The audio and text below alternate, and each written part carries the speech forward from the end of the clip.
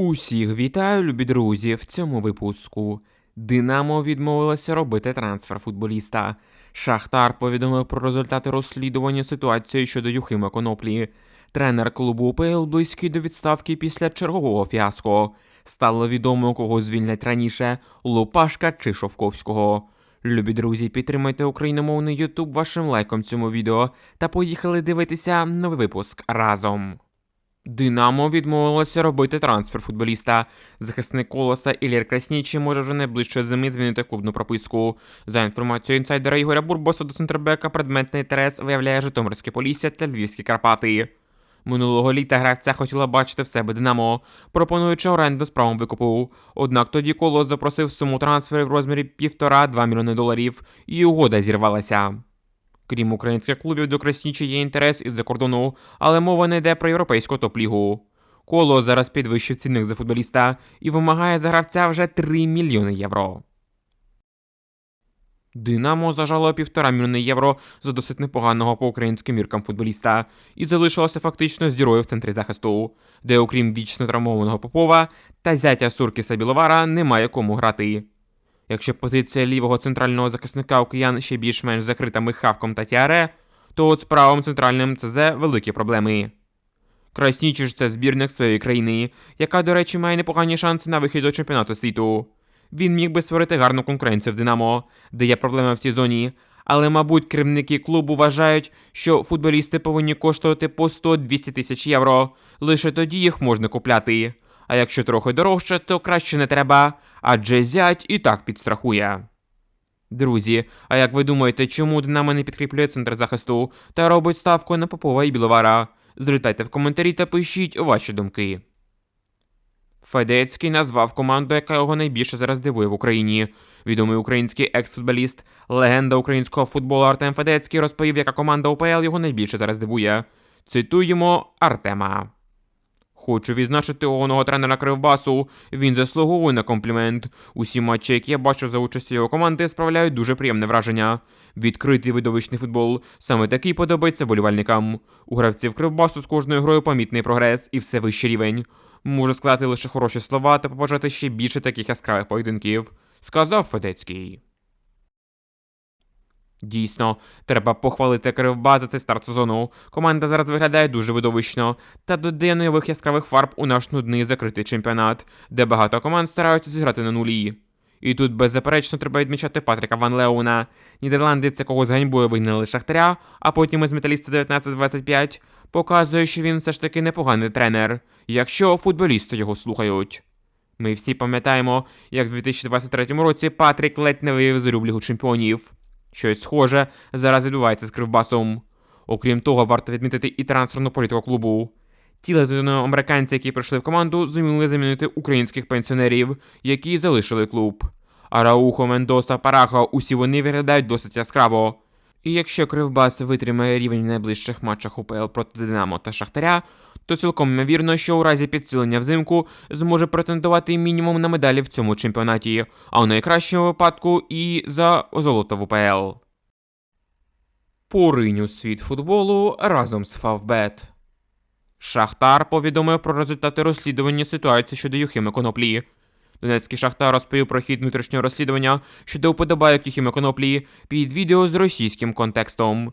Гравець визнав помилковість своїх дій, повністю усвідомив їх неприпустимість і щиро попросив вибачення вболівальників команди та клубу. Юхим Конопля також долучився до придбання пікапа для представників фанатського руху Шахтаря, які нині захищають Україну на фронті. Шахтар вважає ситуацію вирішеною та продовжує співпрацю з гравцем у дусі відповідальності, поваги і підтримки українських захисників. Йдеться у заяві клубу.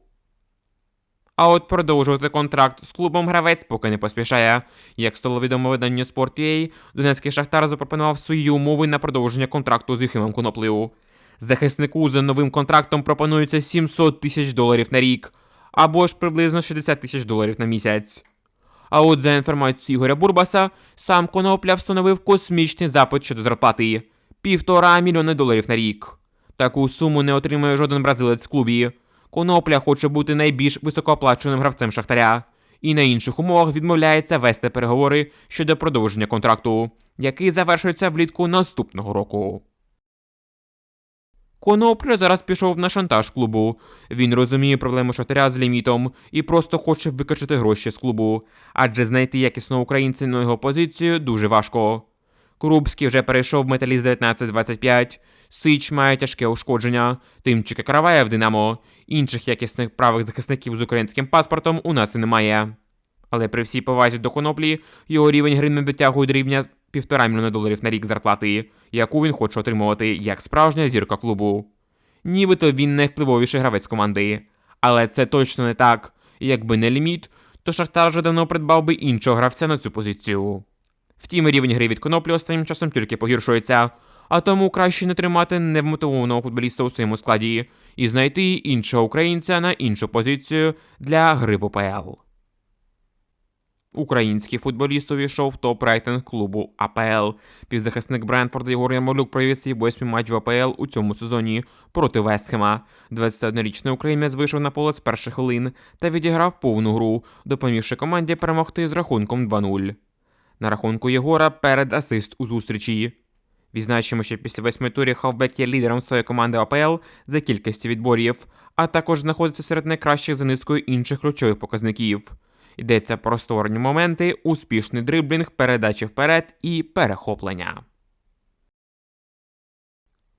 Єгор Ярмолюк по праву стає справжнім лідером Брентфорду у новому сезоні, причому далеко не останньої команди АПЛ. Зараз українець є залізобетонним гравцем старту, граючи на позиції класичної вісімки в клубі. Так, Ярмолюк небагато забиває і асистує, але його робота на футбольному полі полягає дещо в іншому. Він є мозком команди, гравцем бокс-ту-бокс, який підчищає за футболістами, що грають вище, та окрім того й сам розвиває атаки команди. І його передасист в останній зустрічі проти Вестхему – це яскраве підтвердження цьому. Якщо Ярмолюк не збавить в обертах, то цілком ймовірно, що вже влітку піде по стопам Забарного та перейде в більш іменитий клуб. Принаймні своєю грою українець на це зараз точно заслуговує. Друзі, давайте підтримуємо яскраву гру нашого футболіста вподобайкою під цим відео. Динамо Київ вирішило дати Шовковському ще один шанс. Відомий журналіст і коментатор Ігор Циганик вважає, що поки що Динамо не звільнятиме наставника Олександра Шовковського, який, на його думку, не реагує на критику. Ось що сказав Циганик. Якщо тренер Динамо зараз хоче всіх переконати і всіх висміяти, що критика несправедлива, то ми бачимо ситуацію на полі. У команди 5 нічих поспіль. Але, як говорив Ребров, терпіння уболівальникам збірної України. Ось терпіння і фанам Динамо. А далі буде Кривбас і двічі Шахтар. Думаю, до цього часу Шовковського не звільнять. А далі будемо дивитися, сказав Циганик. Нагадаємо, Динамо у турі УПЛ зіграло в нічю з Зорею та продовжило серію нічийних результатів у чемпіонаті до 5 зустрічей. Зараз команда ділить 3-те місце в УПЛ разом з ЛНЗ. Друзі, а кого б ви хотіли побачити тренером Динамо замість Сашо? Залітайте в коментарі та пишіть ваші думки. А тим часом в УПЛ таки може відбутися перша відставка в цьому сезоні. Карпати у матчі 9-го туру Української прем'єр-ліги на власному полі зазнали сенсаційної поразки від новачка чемпіонату «Епіцентру» з рахунком 1-3. За інформацією джерела «Спорт-Арена», цей матч наблизив наставника Леві Владислав Лупашко до відставки. Основною причиною звільнення тренера є незадовільні результати на старті чемпіонату. Наразі Карпати посідають в УПЛ тільки 10-ту сходинку, маючи в активі 11 залікових балів. У цьому сезоні леви виграли лише 2 матчі проти Оболоні та Олександрії. Карпати дійсно дуже буксують в цьому сезоні.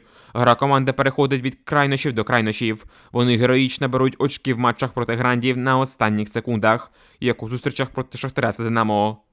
Але потім вони вдома горять Епіцентру, чи не можуть обіграти Кудрику та Полтаву. Але якщо ми візьмемо стартовий склад львів'ян, то не побачимо суттєвої різниці в рівні та якості футболістів між ними та ЛНЗ чи Колосом або Металістом 19-25. У нас чомусь усі вирішили, що після минулого суперсезону в цьому Карпати повинні бути мінімум в трійці. Але по факту у Карпат дуже слабка та безальтернативна лінія захисту. В центрі поля теж є проблеми після уходу Очередька. А в атаці ні Фабіньо, ні тим паче Пауло Вітор не вражають. І зараз, навіть якщо приберуть Лупашко, то глобальна ситуація не зміниться. Якщо замість нинішнього тренера прийде умовний Лужний, то з цим складом він навряд чи зможе дати кращий результат. Лише, можливо, за рахунок фарту та короткострокового сплеску, але точно не у глобальній перспективі.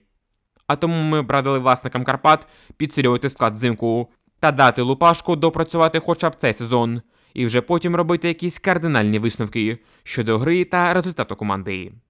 Офіційно легенду Динамо та екс-тренера збірної України Ю-21 звільнили після провалу. Хмельницьке Поділля офіційно оголосило про припинення співпраці із Сергієм Ковальцем, який очолював першу команду. Про це пише клубна прес-служба. Про причини такого рішення не повідомляється, але як раніше писав Sport.ua, коуча звільнили через провальний старт сезону на чолі клубу. Майбутнє команди залишається досить туманним. Через невдалий старт сезону команда може втратити фінансування. Відзначимо, що у нинішньому сезоні Поділля посідає 16-ту сходинку першої ліги України, маючи у своєму активі тільки 4 турнірних бали після 12 зіграних матчів. А у нас на цьому все. Дякуємо, любі друзі, за цей ефір. Поставте, будь ласка, лайк цьому відео та підпишіться на канал. До нових зустрічей. Бережіть себе та Україну!